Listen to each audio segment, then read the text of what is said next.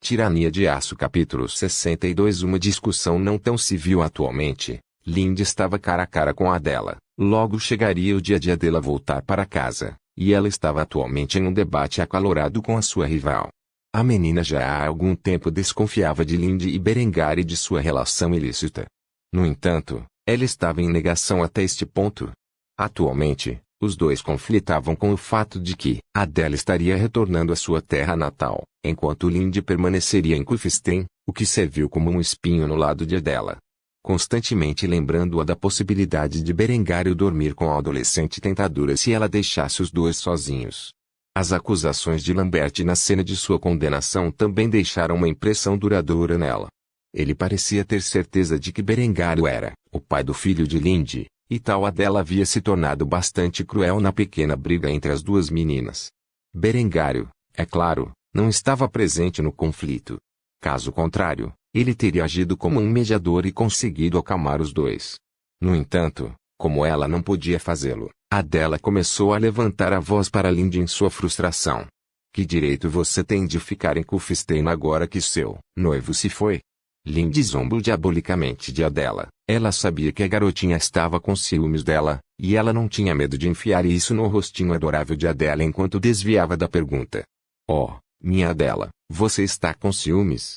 A própria ideia de que Adela ficaria com ciúmes, embora precisa, a enfureceu, e ela rapidamente mordeu a isca. Ela não era uma debatedora experiente, como podia ser visto pela facilidade de cair na armadilha de Lindy. Ciúmes? Isso é absurdo.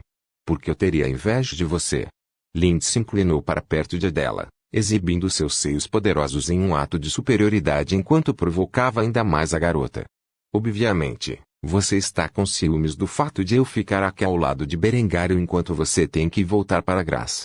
Não se preocupe, eu vou cuidar bem do seu noivo enquanto você estiver fora. A megera de cabelos loiros avermelhados enfatizou propositalmente a última parte em grande detalhe enquanto sussurrava no pequeno ouvido de Adela na tentativa de enfurecê-la ainda mais.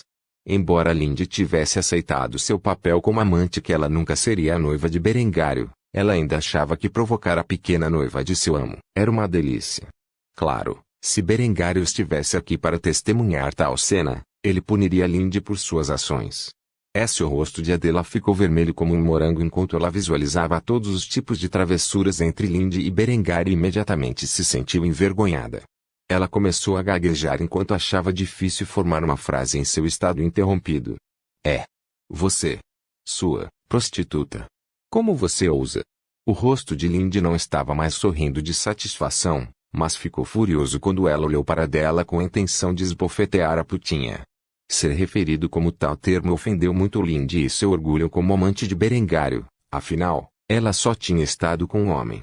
No entanto, ela se absteve de contrariar a noiva de Berengário, pois sabia que ele ficaria genuinamente descontente com suas ações se ela o fizesse. Assim, ela se obrigou a se acalmar e refutar as palavras duras de Adela. Oh pequena Adela, você está muito errada sobre isso, eu só compartilhei meu corpo com um homem. Eu sou exatamente o oposto do que você afirma. Devido à natureza enigmática da refutação de Lindy, Adela não pôde deixar escapar a pergunta que cavava a própria essência de sua alma. Assim, e quem pode ser?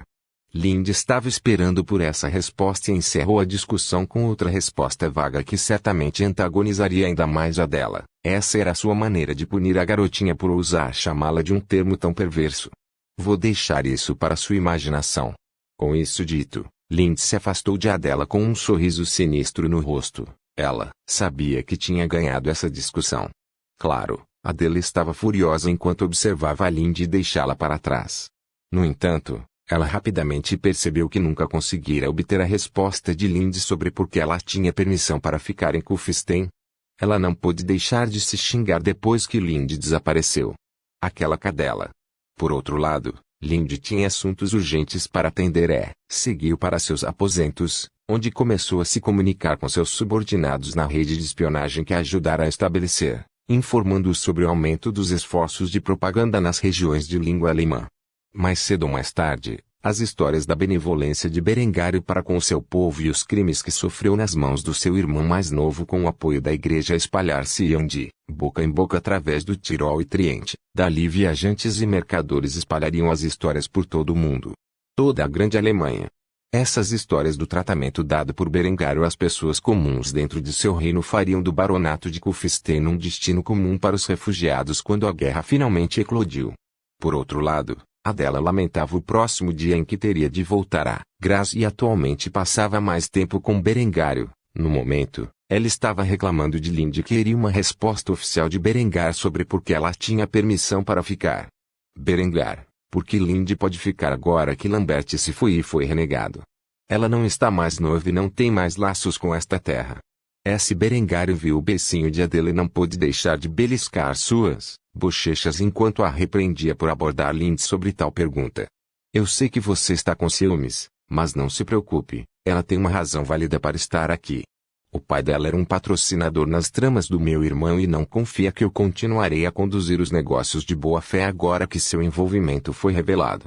Assim, ele decidiu deixá-la aqui em Kufstein para supervisionar nosso comércio. Além disso, não é como se ela pudesse se casar mais agora que está grávida. O mínimo que posso fazer é cuidar do meu filho bastardo do meu irmão considerando que ele não está mais por perto para criá-lo. Berengário quase teve um lapso freudiano naquele momento, e não passou despercebido a dela, que franziu sem ouvir Berengário proclamar que ia criar o filho de Linde. Ela amaldiçoou que ainda era jovem demais para se casar, caso contrário, seria ela quem estava grávida do filho de Berengário no momento. Tais pensamentos imediatamente fizeram seu rosto ficar vermelho de vergonha. Ela saiu rapidamente do quarto de Berengário na tentativa de esconder seus pensamentos vergonhosos, deixando Berengário olhando para a porta, pensado consigo mesmo. O que eu fiz para aborrecê-lo agora? As mentes do belo sexo eram verdadeiramente insondáveis para os homens. Tirania de Aço capítulo 63 Unindo-se à ordem teutônica atualmente, Lambert ainda estava dentro dos limites da carruagem da prisão construída para seu transporte para a ordem teutônica. Eles viajaram por várias semanas com uma caravana para o castelo de Malbork, na região de Pomerelia, para manter a segurança e a integridade do prisioneiro transportado. Lambert estava sentado em sua jaula com um cobertor sobre os ombros. A única coisa que o mantinha vivo ao longo de sua jornada era a ideia de que ele voltaria para casa um dia e se vingaria de sua família pelo que haviam feito com ele. O Estado da Ordem Teutônica, muitas vezes referido como Estado Teutônico, estava atualmente envolvido em uma série de guerras contra as populações da Europa Oriental. Fossem eles pagãos ou ortodoxos orientais, os cruzados fanáticos da Ordem Teutônica não se importavam e usavam quaisquer desculpas que pudessem para justificar suas guerras de conquista. Pomerelia, no entanto, estava muito mais perto das fronteiras da Alemanha e era apenas usada como campo de treinamento para recrutas. Para promovê-los, na ordem e seu modo de vida ao longo do tempo. Como ordem militante da Igreja Católica, o cavaleiro teutônico exigia que todos os irmãos plenos fizessem votos monásticos. Eles se tornariam celibatários e não teriam filhos, nem poderiam se casar. Se fossem nobres, desistiriam de todas as reivindicações às terras de sua família. Este foi um ato genial de Gisela para poupar a vida de Lambert, tornando não mais uma ameaça à posição de Berengário. Por outro lado, Lambert viu isso como uma chance de subir nas fileiras da Ordem Teutônica e ganhar poder suficiente para vingar a família que o abandonou. Especialmente aquela prostituta Linde, ele nunca perdoaria por seus erros. Depois de todo o tempo e energia que ele gastou cortejando-a, ela jogou tudo fora por seu irmão desprezível. Ele estava totalmente desgostoso consigo mesmo por ser tão tolo a ponto de pensar que poderia estar com uma garota como Linde e aguentar seus atos degradantes por causa disso. Não muito depois de ter esses pensamentos, o castelo Malbork apareceu, e as sentinelas da Ordem Teutônica cavalgaram para se encontrar com a caravana em que se aproximava. Um cavaleiro de armadura completa, com um tabardo branco e uma cruz preta estampada, parou diante da carruagem e deu suas ordens. Por ordens do grão-mestre, todos os forasteiros estão proibidos de viajar além deste ponto. Declare seu negócio ou vá embora. A guarda da caravana não foi nem um pouco ameaçada pelo cavaleiro e calmamente expôs suas razões para estar na área. Por decreto de Segar von Kufstein, o barão de Kufstein, Este jovem Lambert foi condenado pelos crimes de assassinato, traição e tentativa de fratricídio e por este meio sentenciado a ingressar na Ordem Teutônica, onde ele pode se redimir aos olhos de Deus em cruzada justa. Embora o rosto do cavaleiro não pudesse ser visto sob o visor de seu grande bacinete, sua expressão exasperada podia ser ouvida em sua voz enquanto ele suspirava profundamente. Outro. Tudo bem. Nós vamos escoltar o prisioneiro de agora em diante. SSA. Verdade era que as cruzadas não eram tão populares quanto nos séculos anteriores, depois que os franceses conspiraram contra os templários por sua riqueza e os queimaram na fogueira como hereges. Muitas pessoas não desejavam sofrer um destino semelhante. Hoje em dia, as fileiras da Ordem Teutônica estavam cheias de criminosos condenados, refugiados, órfãos ou jovens nobres desiludidos. Apesar do sucesso das cruzadas para a Terra Santa dentro desta linha do tempo, as cruzadas do Norte não eram exatamente populares aos olhos do povo da cristandade. Em muitos países, pode-se até dizer que eles eram impopulares, especialmente agora que os pagãos do Báltico haviam sido conquistados em sua maioria e estavam em processo de germanização, o que era uma maneira educada de dizer que eles estavam sendo totalmente eliminados e substituídos por alemães étnicos. Quanto às outras chamadas Santas Cruzadas, a reconquista foi motivo de orgulho ibérico. Como tal, as ordens militantes da região engrossaram com as fileiras de jovens zelosos que desejavam expulsar os mouros de suas terras. No entanto, a menos que alguém odiasse particularmente os muçulmanos, eles não se aventurariam de outra região para se juntar à luta para recuperar a Ibéria. As cruzadas em andamento no norte da África, se é que você pode chamá-las assim, foram principalmente conduzidas pelo poder do vasto exército do Império Bizantino, que desejava recuperar o território perdido no Egito e na Líbia. Apesar de serem ortodoxos, os bizantinos e a Igreja Ortodoxa foram muito mais cordiais nesta linha do tempo com a Europa e o Vaticano. Como tal, eles ganharam o apoio da Ordem Hospitaleira nos esforços para recuperar o norte da África para a cristandade. Isso foi muito mais popular do que as cruzadas do norte entre católicos e ortodoxos, pois eles estavam recuperando terras perdidas em vez de se aventurar em remansos e converter à força os nativos. Ao ouvir as ordens do cavaleiro, os guardas da caravana desceram rapidamente de suas carruagens e soltaram a fechadura dos portões que confinavam Lambert. Onde ele foi rapidamente arrastado para fora de sua cela e entregue aos cavaleiros da Ordem Teutônica, que o levaram para o castelo de Marburg. Esta seria a última vez que o menino viu os estandartes da casa von Kufstein por algum tempo. Ele os gravaria para sempre em sua memória, pois desejava vê-los queimando junto com sua terra natal. Depois de chegar ao castelo, Lambert foi conduzido aos aposentos do recruta, onde adquiriu o traje de um iniciado e teve a cabeça raspada. Nos próximos meses, sua vida seria um inferno extenuante enquanto ele trabalhava e se escravizava para provar que era digno do título de irmão. Felizmente para ele, ele já era um espadachim competente e rapidamente faria um nome para si mesmo entre os iniciados e os membros da ordem. Depois de uma refeição simples para a noite, ele voltou para seus aposentos, onde começou a cair em um sono profundo. Os pensamentos de vingança eram a única coisa que lhe permitiria sobreviver a esta provação. Tirania de Aço capítulo 64. Abastecendo a milícia Berengar estava atualmente em um de seus muitos nitraris, formados para produzir salitre a partir de esterco comum. Foi o principal ingrediente na criação da pólvora e era muito raro na Europa como uma substância natural. No entanto, com o conhecimento que ganhou de sua vida anterior, que era muito mais avançada do que este mundo, ele sabia uma maneira de criá-lo a partir de esterco, cinzas, verduras e, claro, urina de vaca. Embora este fosse um processo extenso como tal, ele vinha contando com as redes comerciais para importar o material para uso nas armas de sua milícia. No entanto, após quase 4 meses de produção do material, seu primeiro lote de salitre caseiro estava prestes a se concretizar. Desde que construiu inicialmente seu distrito industrial, havia reservado uma área para a produção de nitrato de potássio, também conhecido como salitre. Essas instalações foram chamadas de nitrários. Com uma demanda cada vez maior de pólvora, ele expandiu seus nitrários por todo o setor industrial e até mesmo em terrenos dedicados fora da cidade florescente. Embora o processo fosse simples, levou muito tempo para ser concluído. Essencialmente, seria criada uma mistura à prova d'água de esterco, matéria vegetal verde cinzas. A partir daí, Eles se certificariam de que estava coberto em um ambiente estável com luz solar limitada e despejariam a urina de vaca na mistura uma vez por semana durante 3 a 4 meses. Eventualmente, cristais amarelos se formavam, eram retirados da mistura e depois colocados em um balde com furos no fundo com um filtro de papel. O restante do balde seria preenchido 3/4 do caminho com a pilha restante e teria água fervente despejada nele até que a pilha acabasse. Esse processo seria repetido até que todo o salitre pudesse ser colhido, onde seria então misturado com carvão e enxofre para fazer pó preto. Agora era finalmente o dia em que seus exércitos não precisariam mais depender de importações caras do material raro e poderiam produzi-lo em uma capacidade cada vez maior.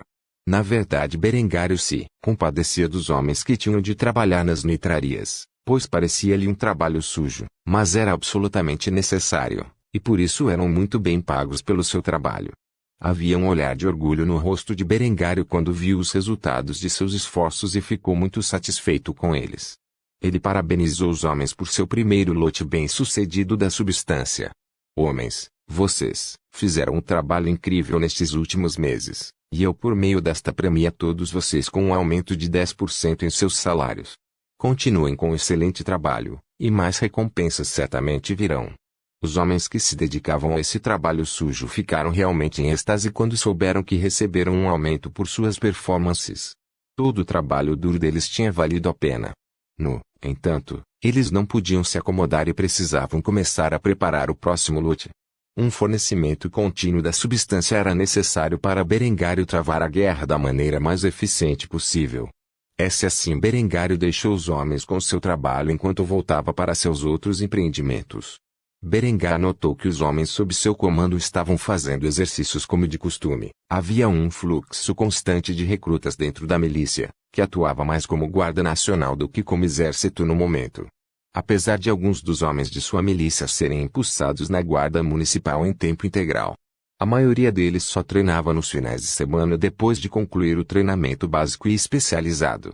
Atualmente, sua milícia atingiu sua meta de cerca de 1.000 soldados de infantaria em 6 companhias, bem como 2 baterias de artilharia cheias com um total de 12 canhões de campanha e 300 homens.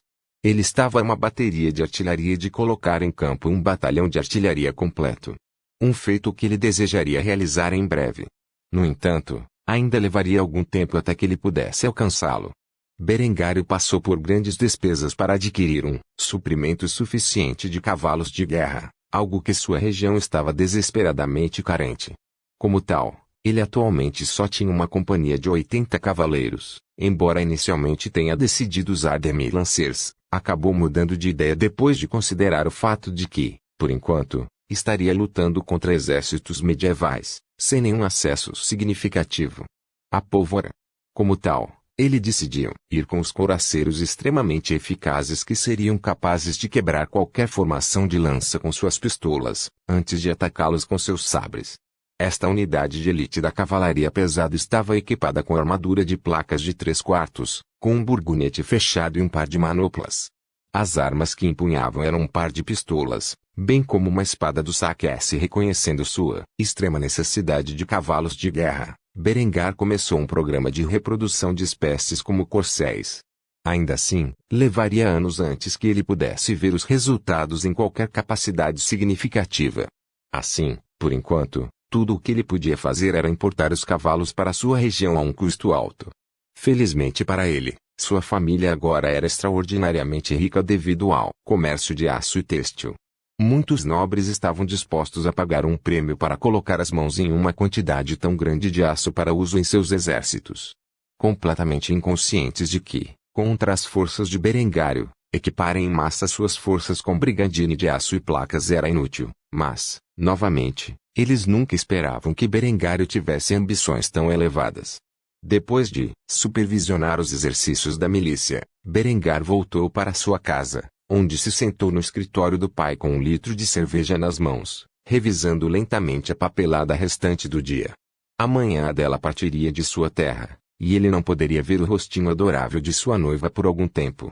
Pelo menos ele poderia visitá-la em seu aniversário em alguns meses. Falando disso, ele provavelmente deveria mandar fazer algumas joias requintadas para ela mostrar seu afeto. Depois de pensar nessas coisas, Ele passou o restante de seu trabalho noturno elaborando planos para um conjunto de joias ridiculamente caro para sua amada. Por favor, certifique-se de verificar meus outros romances. Tenho certeza